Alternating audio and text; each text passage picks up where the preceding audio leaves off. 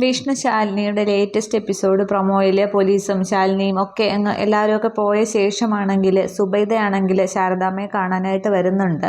അന്നേരം തൻ്റെ മകനെക്കുറിച്ച് ഇവർക്കൊക്കെ എന്തോ അറിയാം, ആരും പറയാത്തതാണ് എന്നുള്ളതൊക്കെ സുബൈദയ്ക്ക് മനസ്സിലാവുന്നുണ്ട്. കുറേ ചോദ്യങ്ങളൊക്കെ ആയിട്ടാണ് സുബൈദ വരുന്നത്.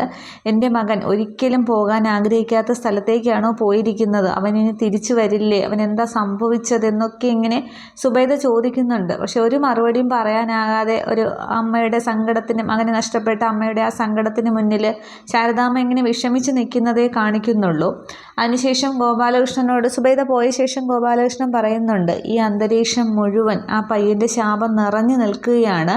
ആ ശാപത്തിൽ ഉരുകിത്തീരാനായിരിക്കും, ഞങ്ങളെല്ലാം ഉരുകിത്തീർക്കാനായിട്ട് അവൻ ആഗ്രഹിക്കുന്നുണ്ടാകും, അതായിരിക്കും ഞങ്ങളുടെയൊക്കെ വിധി എന്നിങ്ങനെ മനസ്സ് വിഷമിച്ച് മനസ്സ് കൊള്ളാതെ ഇങ്ങനെ ശാരദാമ്മ പറയുകയാണ്. പക്ഷേ ഗോപാലകൃഷ്ണന് തിരിച്ചൊന്നും പറയാനും സാധിക്കുന്നില്ല. അങ്ങനെ ഒരു അവസ്ഥയിൽ അവരിയ്ക്കുന്ന ആ ഒരു സീൻ കാണിക്കുന്നുണ്ട്.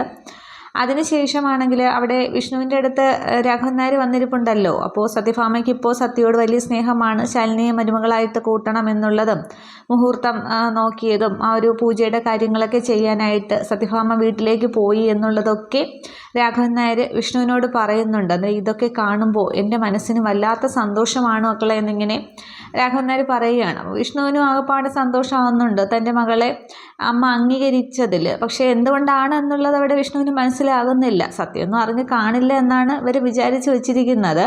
പക്ഷേ ഭാമ അതൊക്കെ അറിഞ്ഞു എന്നുള്ളത് പുറത്ത് കാണിക്കുന്നുമില്ല.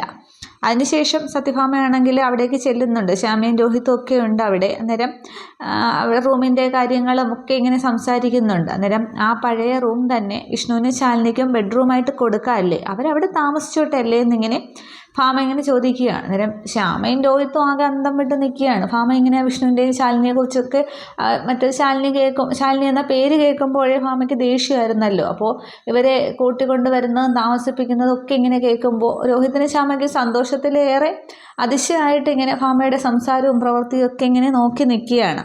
ഇത്രയുമാണ് ഈ ഒരു പ്രൊമോ സീനിൽ വന്നിട്ടുള്ളത്. അപ്പോൾ അടുത്തടുത്ത എപ്പിസോഡിൽ തന്നെ ഇവരാണെങ്കിൽ ആ പൂജയും കാര്യങ്ങളും ഒക്കെ കഴിഞ്ഞ് പുതിയ വീട്ടിലേക്ക് താമസം മാറും. അപ്പോൾ ഇനി ചന്ദ്രബോസ് ഇനി കുറച്ച് നാളത്തേക്ക് അടങ്ങില്ലായിരിക്കാം. പക്ഷേ ഇനി സുസ്മിത എത്തുന്നുണ്ട്, സുസ്മിതയുടെ സീനുകളൊക്കെ വരുന്നുണ്ട്. ഇനി ഈ പരിപാടിയൊക്കെ കുളമാക്കാൻ സുസ്മിത എത്തുമോ എന്നുള്ളതൊക്കെയാണ്. ഇതൊക്കെ കാണാം.